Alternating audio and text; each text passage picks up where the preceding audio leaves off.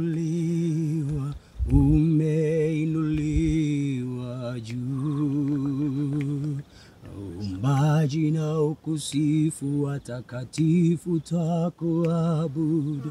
Falme umeinuliwa, Bwana umeinuliwa. Umeinuliwa, umeinuliwa, umeinuliwa juu. Uumbaji na ukusifu watakatifu twakuabudu. Falme umeinuliwa juu. Umeinuliwa, umeinuliwa, umeinuliwa juu. Uumbaji na ukusifu watakatifu twakuabudu. Falme umeinuliwa juu. Umeinuliwa, umeinuliwa, umeinuliwa juu. Uumbaji na ukusifu watakatifu twakuabudu. Umeinuliwa juu. Umeinuliwa, umeinuliwa, umeinuliwa juu. Uumbaji na ukusifu watakatifu twakuabudu. Falme umeinuliwa juu. Bwana uumbaji na ukusifu watakatifu twakuabudu. Falme umeinuliwa juu. Bwana uumbaji na ukusifu watakatifu twakuabudu. Mfalme umeinuliwa juu. Uumbaji na ukusifu watakatifu twakuabudu. Falme umeinuliwa, umeinuliwa, umeinuliwa, umeinuliwa, umeinuliwa juu. Uumbaji na ukusifu watakatifu twakuabudu. Mfalme umeinuliwa juu. Umeinuliwa, Mfalme wetu, vyote vinakusifu. Milima na mabonde ni kwa utukufu wako e Bwana. Milima, mabonde, vyote ni kwa uweza wako e Bwana. Nasi tunaimba ni kwa uweza wako e Bwana katika milima hii e Bwana. Asante Mfalme kwa uweza wako. Tunatazama vyote, tunaona jinsi ulivyoviumba. Asante kwa neema yako. Yesu, twakuabudu. Mfalme umeinuliwa katika mlima huu Bwana. Inapatikana neema na baraka na uweza. Asante Jehova, wewe ni Mungu wetu. Falme umeinuliwa juu. Umeinuliwa Mungu wa miungu na Bwana wa mabwana. Tunalisifu, tunaliinua jina lako, tunalitukuza. Tunasema asante kwa uaminifu wako na kwa uweza wako katika asubuhi nyingine njema katika mlima huu e Bwana. Yesu Kristo wa Nazareti, tuwezeshe kwa uweza wako na ikawe baraka kwa kila mmoja katika jina lako Yesu Kristo. Fadhili zako ziwe nasi na mapenzi yako yatimizwe sasa katika huduma hii, katika mlima huu. Utukufu ni wako na uweza na nguvu sasa na hata milele, katika jina la Yesu Kristo lipitalo kila jina. Amina, amina. Bwana Yesu asifiwe. Amen. Haleluya. Ninakusalimu sana katika jina la Yesu Kristo, mpendwa mtazamaji, msikilizaji, na ninakukaribisha tena katika muda mzuri. Tuko hapa katika mlima huu, tuko tena huku Manyara, na hapa tumekuja katika mlima mmoja wapo katika mkoa huu kwa ajili ya huduma, kwa ajili ya maombi, na maombi haya yakawe ni baraka kwa Tanzania, kwa kanisa na kwako wewe kila mmoja mmoja, na yakazalishe jambo kubwa ambalo litakuwa ni kwa utukufu wako, Manyara yote, Arusha yote, na Tanzania na kila mahali, kila moja moja, katika jina la Yesu. Karibu sasa katika huduma hii njema ambayo tutapata neno na baadaye sisi tutaendelea na maombi. Kwa hiyo nawe shiriki nasi kwa kuendelea kuomba, shiriki nasi kwa kuendelea kuungana nasi kwa sadaka yako, kwa imani, kwa sababu liko jambo litatendeka. Na karibu sasa tupate neno la Mungu kutoka Luka sura ile ya 6. Luka sura ile ya 6, nitasoma mstari ule wa 12. Luka 6:12. Ikawa siku zile aliondoka akaenda mlimani ili kuomba, akakesha usiku kucha katika kumwomba Mungu. Hata kulipokuwa mchana, akawaita wanafunzi wake, akachagua 12 miongoni mwao, ambao aliwaita mitume. Amina. Bwana Yesu na atukuzwe. Tunalipata neno la Mungu, tunazipata habari za Yesu katika sura hii ya 6, ambayo mojawapo ya mambo aliyoyatenda ni kwamba tunaona alikwenda mlimani, na hii ilikuwa ni desturi, au mara nyingi Yesu alikwenda mlimani, na kuna mambo mengi alikuwa akiyafanya, na wakati alipotoka kwenye maombi mlimani ndipo pia alikuja kutenda mambo mengine makubwa zaidi. Tunakumbuka jambo hili kwamba Yesu mara nyingi alikwenda mlimani, na alikwenda kwa sababu ya kwenda kufanya maombi. Wakati mwingine kumbuka alikwenda mlimani na wanafunzi wake wachache, na ndipo ambako sura yake iligeuka, kukawa na utukufu na mambo makubwa yakatendeka katika mlima. Lakini hapa anasema ikawa siku zile alikwenda mlimani kuomba, akakesha usiku kucha akiomba. Na anasema hata kulipo kucha, yani mara baada ya usiku ule kwisha, anasema ndipo aliposhuka, na ndipo alikwenda kufanya jambo moja kubwa sana. Akachagua mitume 12. Kwa hiyo jambo hili la kuwapata watumishi, au niseme kupata wa mitume 12, Yesu hakulifanya tu kabla au bila maombi, lakini alianza na maombi. Alipanda mahali pa mlima na akafanya maombi, tena Biblia inatuonyesha usiku kucha. Kwa hiyo alifanya maombi usiku kucha, na ndipo aliposhuka akaja kufanya jambo hili kubwa la kiroho, jambo hili kubwa la kupata watumishi ambao ndio aliowasimamisha kuendeleza kazi ya injili ambayo aliacha. Na leo sasa kazi hiyo tunapaswa kuifanya. Nasi hapa tumepanda kwenye mlima kama Yesu alivyoenda kwenye mlima. Tuko hapa kwa ajili ya maombi, kwa sababu mbele yetu tuna huduma kubwa ya muda mrefu, vijiji hadi vijiji katika mkoa wa Manyara. Na labda nikupe pia ujumbe huu kwamba kuna mambo huwezi kufanya, lazima upande mahali fulani katika maombi. Kuna maombi ya kufunga na kuna maombi ambayo si ya kufunga. Lakini maombi ya kufunga na kwenda mlimani ni maombi ya kipekee na yana kitu kikubwa cha ziada. Bwana Yesu asifiwe. Amen. Kwa hiyo kuna mambo hatuwezi kufanya, ni mpaka mahali pengine Yesu alisema namna hii haiwezi kutoka ila kwa kufunga na kwa kuomba. Kwa kufunga na kwa kuomba.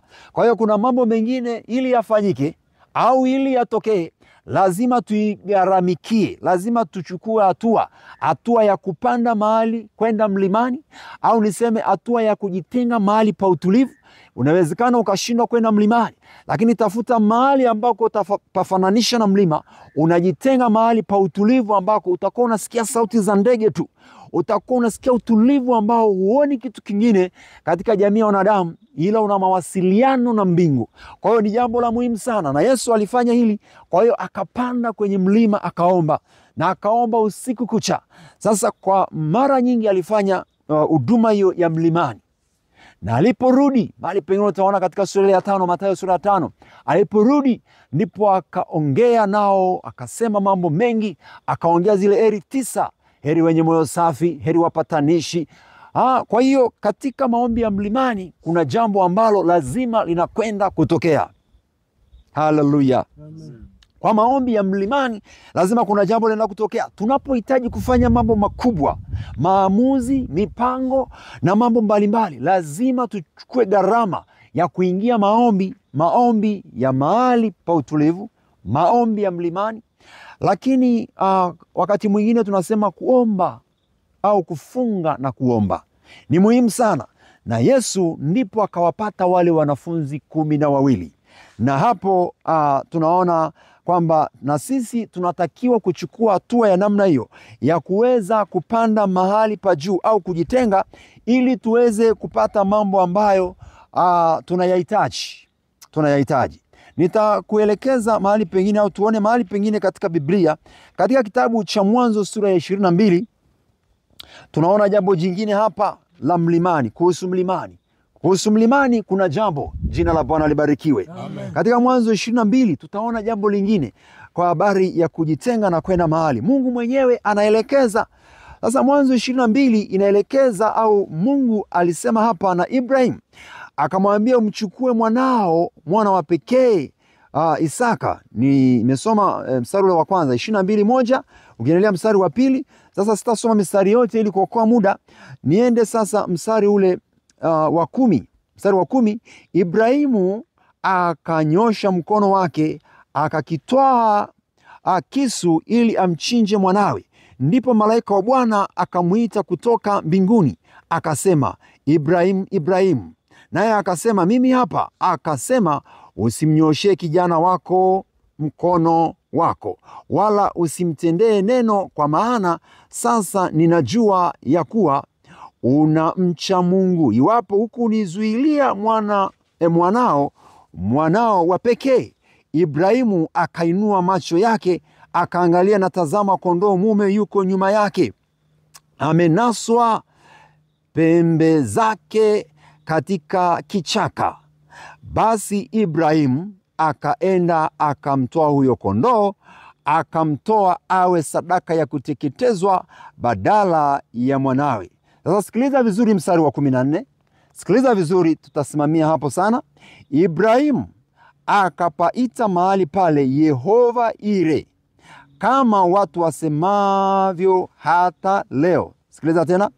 Katika mlima wa Bwana itapatikana. Katika mlima wa Bwana itapatikana. Mungu alimwelekeza Ibrahimu ajitenge, aende mahali ili kumtolea sadaka.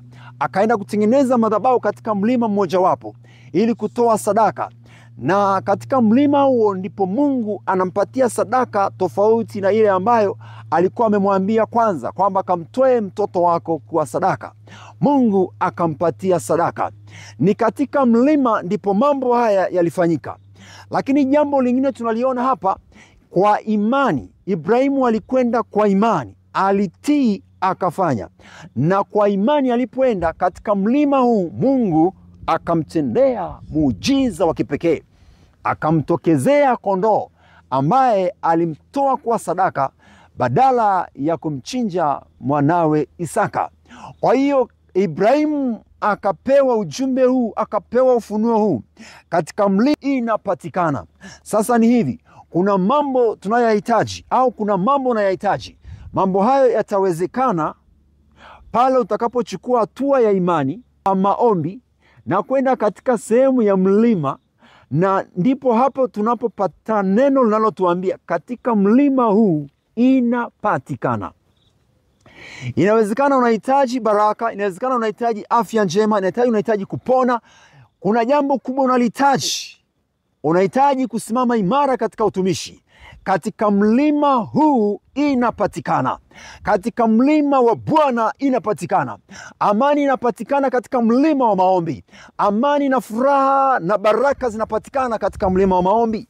Katika mlima wa maombi inawezekana muujiza kutokea. Maisha yako hayana muujiza wowote. Inawezekana unauoni muujiza, ila muujiza ilishafanyika mikubwa. Hata wewe kuzaliwa na kuwekwa duniani ni muujiza wa pekee.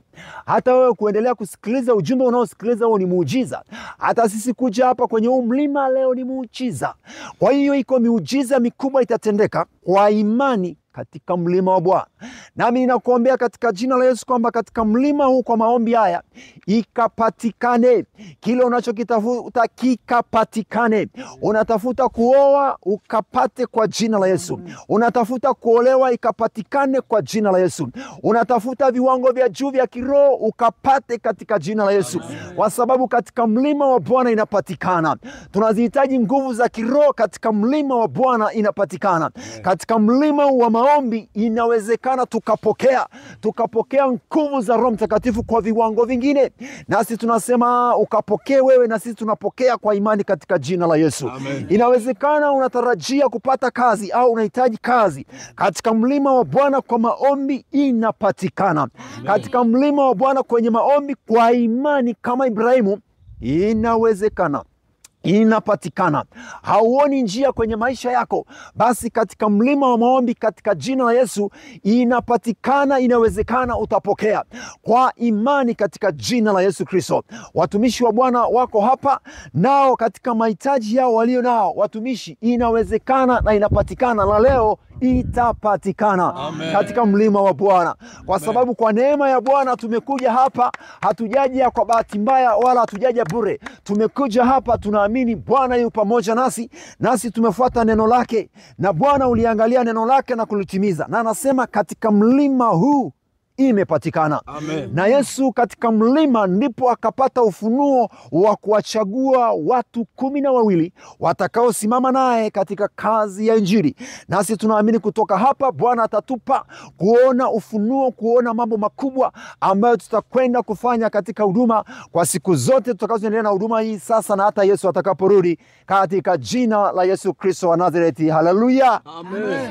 Katika mlima huu kwa maombi na kwa imani inawezekana. Nawe uliyesubiri sana ulichokisubiri, leo nataka nikuambie katika jina la Yesu Kristo, kwa imani inawezekana na inapatikana. Na Yesu anasema aaminie atapokea. Na yale muyaombayo amesema katika Marko, anasema aminini kwamba mmeyapokea nayo yamekuwa yenu, na atukuzwe Bwana kwa sababu yamekuwa yetu tangu sasa tuliokuja kuyaomba, tunayoyatarajia, tunayoyahitaji kwenye nafsi zetu, kwenye familia zetu, kwenye utumishi, kwenye huduma, kwenye biashara, kwa kila kitu. Inawezekana, inapatikana. Haleluya. Amen. Ukapate amani ya Bwana, ukapate furaha ya Bwana, ukapate kicheko cha Bwana kupitia maombi haya katika mlima wa Bwana kwa jina la Yesu. Barikiwa sana. Amina, amina. Amen. Karibu tuombe sasa. Baba, nakushukuru kwa uweza wako mkuu katika mlima huu wa maombi. Jina lako likatukuzwe na sifa na utukufu kurudie. Bwana, katika mlima wako inapatikana, inawezekana. Yesu, ulipanda katika mlima ukaomba, ukarudi na mafunuo makubwa, ukatenda mambo makubwa. Nasi watoto wako tuko hapa, sisi pamoja na wote wanaofuatilia, wanaosikiliza, wakapokee mambo makubwa, wakapate mafunuo ya kiroho, wakapate uweza wa Roho, wakapokee yale walioyaomba na wanatarajia kwa miaka mingi. Bwana, wengine wanataka watoto, wakapokea watoto kwa jina la Yesu Kristo. Wengine wanatarajia kupata kazi, kupata amani, kupata furaha, kupona. Wana mahitaji mbalimbali katika mlima wa Bwana kwa neno hili Bwana, wakapokee. Yote yawezekana kwake aminie katika jina la Yesu. Bwana, ukatende na mapenzi yako yakatimizwe. Utukufu na heshima na uweza zina wewe Mungu, Mungu wetu na Baba yetu, katika jina la Yesu. Tuongoze Roho, tuwezeshe Roho, tubariki Bwana. Bariki msikilizaji na mtazamaji kwa utukufu wa jina lako. Amen. Amen. Bwana akubariki na kukutunza. Karibu pia uendelee kushirikiana nasi sasa. Mara baada ya hapa tunaendelea na maombi, tunaendelea maombi kwa muda mrefu. Karibu na wewe ungane na sisi hapo ulipo. Hata kama uko ofisini unaendelea na kazi, endelea na maombi haya. Wakati wowote endelea kurudia tena, kwa sababu Bwana anafanya, na ujumbe umebeba roho ya Bwana, na huyo roho atakujaza. Mungu akutunze. Shiriki nasi kwa maombi, shiriki nasi kwa sadaka yako, kwa sababu kazi hii tunaifanya inahitaji fedha nyingi kwa hakika. Bwana akubariki. Namba za simu unazoweza kutumia kwa sadaka na kwa maombi ni 0787 62 75 91. hiyo ni Airtel. Na Vodacom ni 0762 282 439, 0762 282 439. Hiyo ni Vodacom. Bwana akubariki na Bwana akakupatie haja ya moyo wako katika jina la Yesu. Inawezekana. Amina, amina. Barikiwe sana. Amen. Amen.